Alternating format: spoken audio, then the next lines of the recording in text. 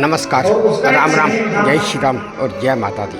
वो कहता था दोस्तों, मैं हूँ अश्विनी मल्होत्रा और आप देख रहे हैं आपका पसंदीदा चैनल जम्मू उत्तर प्रदेश। आज श्रीमद् भागवत सप्ताह का नवदुर्गा मंदिर शक्ति में चौथा दिन है और मैं आपको वहीं पर लेके आया।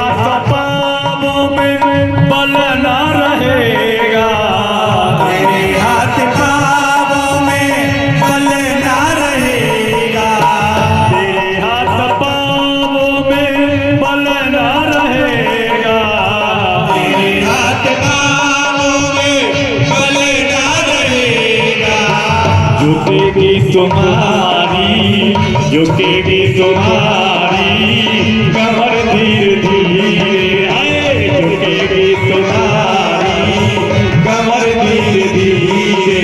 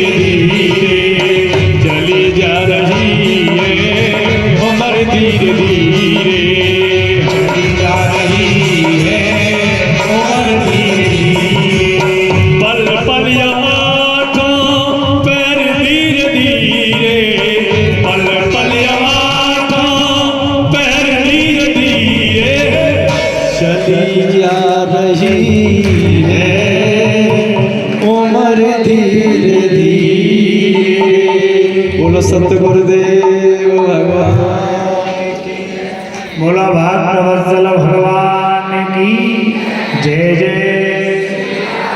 प्रेम से बोलो, प्रेम से बोलो।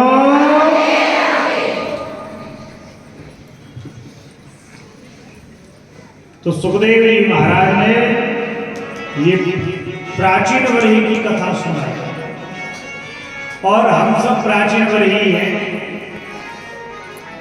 हम लोग भी पाप पुण्य के पल्ले में झूल रहे हैं। भगवान की माया बड़ी विचित्र है। जिस कार्य का परिणाम गलत है, प्रारंभ में वही कार्य अच्छा लगता है। ये भगवान की माया है। जिसका परिणाम गलत है लेकिन प्रारंभ में वह कार्य हमें अच्छा लगता है। इसलिए इन कथाओं से किंचित मात्र हमारे जीवन में परिवर्तन आए, ये हमारा उद्देश्य है। आगे चल करके महाराज प्रियव्रत के वंश की कथा सुनाई। प्रियव्रत ने इस पृथ्वी को 7 भागों में विभाजित किया, जिसे हम 7 द्वीप कहते हैं। इन सातों में भी महाराज ये भारतवर्ष जम्मू द्वीप के नाम से जाना गया। इस देश के राजा उन्होंने अपने बड़े बेटे आग्नेन्द्र को बनाया और आग्नेन्द्र ने फिर अपने बेटे नाभि को राजा बनाया और नाभि ने सबसे बड़े बेटे जो भगवान के अंशा अवतार हुए ऐसे ऋषभ देव को इस नगर का राजा बनाया। बोलो ऋषभ देव भगवान की। ये भी भगवान के ही अंशा अवतार हुए ऋषभ देव जी। इन्होंने क्या देखा? इन्होंने देखा कि ये संसार है, ये चमत्कार को नमस्कार करता है और नमस्कार के चक्कर में लोग उस तत्व को भूल जाते हैं, केवल चमत्कार दिखाने में लगे रहते हैं। और ऋषभ देव जी परम संत थे, तो इन्होंने संसार से मुख मोड़ने का एक रास्ता अपनाया। बोले हम चमक दमक से रहेंगे नहीं जिससे लोग हमारी तरफ आए, क्योंकि महात्मा थोड़ी सी सिद्धि करने लग जाए तो भक्तों का जमावड़ा लग जाता है और जब भक्त ज्यादा आने लग जाते हैं तो फिर व्यवस्था के लिए पैसा भी चाहिए। फिर महात्मा जी भजन नहीं करते, फिर चंदा मांगते हैं, फिर पैसा मांगते हैं गद्दी पैसे कि गौशाला के लिए पैसा दो, आश्रम बनाने के लिए पैसा दो। फिर भजन करने में मन उनका नहीं रहता। फिर धीरे धीरे 99 के फेर में महात्मा पड़ जाता है और फिर वो महात्मा तो रहता ही नहीं। तो ऋषभ देव जी ने विचार किया कि हम ऐसा अपना मत अपनाएंगे तो लोग हमसे दूर भागेंगे। तो ऋषभ देव जी ने महाराज वस्त्र छोड़ दिए, वस्त्रों का त्याग कर दिया, शरीर की रख रखाव का त्याग कर दिया और अवधूत वेश धारण कर लिया। आप लोगों ने सुना होगा एक जैन धर्म होता है जिसमें महात्मा लोग वस्त्र नहीं पहनते, निर्वस्त्र रहते हैं। उनका मानना है कि वस्त्र जो बनता है वो किसी ऐसा उन्होंने विज्ञान कहता है किसी कीड़े से वस्त्र का निर्माण होता है। रेशम, रेशम से धागा बनता है, धागे से कपड़ा बनता है। सर्दी के कपड़े भी ऊन भेड़ से आती है। तो उनका ये विचार है कि हमारे वस्त्रों से किसी जीव की हत्या हो रही है तो हम ऐसे वस्त्र ही नहीं धारण करेंगे जिससे किसी की हत्या। धरती में भी चलते हैं तो नंगे पैर चलते हैं, आगे झाड़ते हुए चलने कोई मर ना जाए। तो भगवान ऋषभ देव जी ने ऐसा ही मत अपनाया और जंगल में पड़े रहे। तो पहले तो लोग बहुत आते थे इनके पास, लेकिन जब ये नंगे लड़ंगे रहने लगे तो ऐसे ऋषभ देव जी ने भरत जी ने भजन किया गंडकी नदी के किनारे। और सुखदेव जी महाराज कहते हैं कि तस्याम गुणान श्लोकान गायन्ति अहोभुव शक्तः समुद्रवत्यां द्वीपेषु वर्षेष्वद्य पुण्यमेतता। इतनी बड़ी भूमि को छोड़ करके भी भरत जी ने भजन को ही श्रेष्ठ माना और जंगल में बैठ में खूब भजन किया। और भजन करते करते माला चल रही थी और माला चलते चलते महाराज नजर पड़ी नदी पर। और सुखदेव जी कहते हैं उस नदी में एक हिरणी जल पी रही थी और वह हिरणी गर्भवती थी। गर्भवती थी।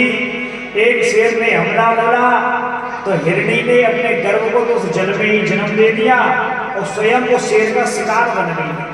तो बच्चा बह के जा रहा था, भरत जी ने माला छोड़ी और दौड़ करके बच्चे को उठा के आश्रम में ले गए। और संत का तो ये कर्तव्य है कि बहते हुए को बचाना। ये महात्मा का नियम, संत का स्वभाव है। एक कथा आती है कि एक महात्मा जमुना जी में स्नान करते थे और स्नान करके आते तो एक बिच्छू को डंक मारता, बह रहा था, पानी में बह के जाता। महात्मा जी उसे उठा के किनारे रखते, बिच्छू को डंक मार देता, डंक मार देता। फिर वो पानी में बहता, फिर महात्मा जी उठा के फिर डंक मार देता। एक व्यक्ति देख रहा था, उस व्यक्ति ने कहा कि दिखने में तो तुम बहुत पढ़े लिखे महात्मा लगते हो, लेकिन ये बिच्छू बार बार तुम्हें डंक मारा, फिर भी तुम इसे उठा करके किनारे रखते हो। महात्मा बोले भैया जब ये इतना बड़ा होकर के अपने स्वभाव को नहीं बदल रहा है, तुम्हें इतना बड़ा होकर के अपने स्वभाव से कैसे पीछे हटा?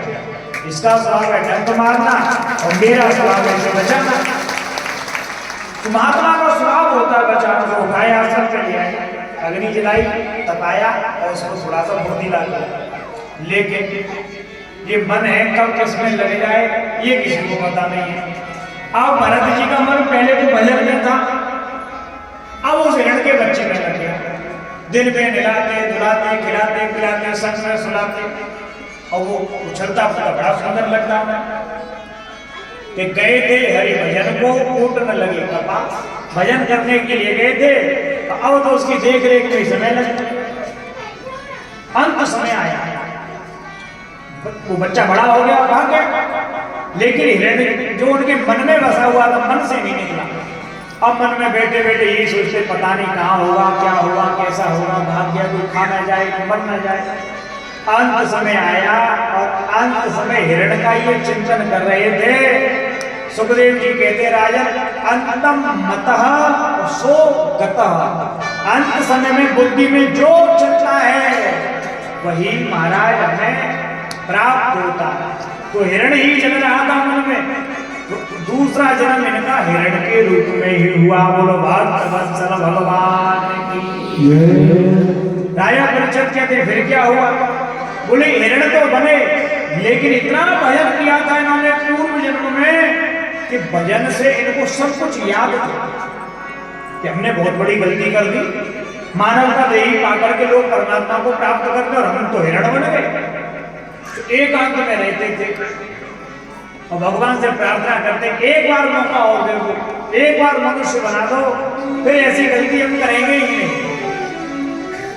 तो जंगल में गए, सूखी घास खाते थे, हरी तो खाते नहीं थे। एक बार दावाग्नि लगी, जंगल में आग लगी, सभी जीव जंतु भाग गए और वो हिरण के रूप में भरत जी वहीं रहे और जल करके राख हो गए। भगवान ने उन्हें अगला जन्म एक ब्राह्मण के घर में दिया और इस बार भी उनका नाम उस ब्राह्मण ने भरत ही रखा। ब्राह्मणों का क्या काम होता है? पूजा पाठ कराना। तो जैसे बड़े हुए तो जनेऊ संस्कार करवा दिया, यज्ञों का भी संस्कार करवाया। तो गायत्री मंत्र गा के बेटा याद कर लेना, 2-3 मंत्र और सिखाए, कलावा बांधने का सिखाया, तिलक लगाने का सिखाया। बोले जजमान के यहाँ जाओगे तो तिलक लगाओगे, मंत्र बोलना पड़ेगा। अब इन्हें भजन के प्रताप से सब कुछ याद था। अब ये समझ गए, बोले अगर हमने आज एक मंत्र याद करके सुना दिया तो पिताजी की आशा बढ़ जाएगी हमसे, तो फिर ये दूसरा मंत्र कहेंगे, फिर ये तीसरा कहेंगे। इन्होंने पहला मंत्र याद ही नहीं किया। तो ब्राह्मण क्रोधित हो गया, बोले तेरे लक्षण तो बहुत अच्छे हैं लेकिन तेरी बुद्धि जड़ है, जड़ यानी कि मूर्ख। बोले तो उनका नाम ही जड़ भरत पड़ गया। और खाए पिए और सोए, खाए पिए और सोए। उनके और भी भाई थे, उन सबका विवाह हो गया, तीनों ने विवाह भी नहीं किया। बोले कुछ कमाना जानता नहीं है तो विवाह करके खिलाएगा क्या घर वाले को? इनकी भाभियां कहती जाओ खेत में जाके रखवाली करो, काम धाम कुछ करते नहीं हो, जाओ खेत में जाओ। और खेत में जाके माला लेके बैठे रहते, गाय आती चिड़िया आती खेत में खाती, ये किसी को भगाते नहीं। क्योंकि इनका मानना तो ये था कि धरती भी उन्हीं की है, ये फसल भी उन्हीं की है, गाय भी उन्हीं की, पक्षी भी उन्हीं के, मैं बीच में क्यों आऊं? इतने में भैया आए, देखा तो गाय खा रही थी महाराज, चिड़िया लगी थी। भरत जी को फटकार लगाई, तुम्हारी बुद्धि कहाँ चली गई? तुम बैठे हो तुम्हारे सामने सब। बोले राम जी की चिड़िया, राम जी का खेत, तो खाओ मेरी चिड़िया भर भर पेट। बोले मैं क्यों बीच में आऊं? बुद्धि बिगड़ गई। बोले इसको तो खेत में रखेंगे, ये तो सब नाश करवा देगा, भाग जाए यहाँ से। भगा दिया। अब जिसका कोई नहीं उसका वो होता है। जंगल में बैठे भजन कर रहे, आनंद हो रहा था। उसी जंगल में एक शिकारी लुटेरा, उसी जंगल में एक लुटेरा मां काली की पूजा करता था। और मां काली की पूजा करता था। उसने एक संकल्प लिया था कि कोई संकल्प लिया होगा उसने। सुखदेव जी कहते हैं उसने माता को ये वचन दिया कि मेरी अमुक कामना पूरी हो जाएगी तो मैं नर बलि दूंगा, नर बलि। और उसकी वो कामना पूरी हो गई। अब वह मनुष्य ढूंढ रहा था, कोई मनुष्य मिले जिसकी मैं देवी को बलि दूं और अपना संकल्प पूरा करूं। उस समय मिलाते कोई नहीं मिला इसे बलि देने के लिए। अरे बलि जिसकी दी जाती है उसके अंग ज्यादा भी नहीं होने चाहिए और उसके अंग कम भी नहीं होने चाहिए। ना तो हीनांग की बलि होती है, ना अधिकांग की बलि होती है। और ढूंढा तो सैनिकों को ये पड़े मिल गए पेड़ के नीचे, इन्हें ले चलो। दोस्तों चलते चलते आपसे विदा लेते हुए अगर आपको मेरा ये वीडियो पसंद आया हो, अच्छा लगा हो तो प्लीज़ इसको लाइक कीजिए, सब्सक्राइब कीजिए, शेयर कीजिए और इसी उम्मीद के साथ आपसे विदा लेता हूँ कि आप अपना भी ध्यान रखेंगे और अपने देश का भी ध्यान रखेंगे। धन्यवाद।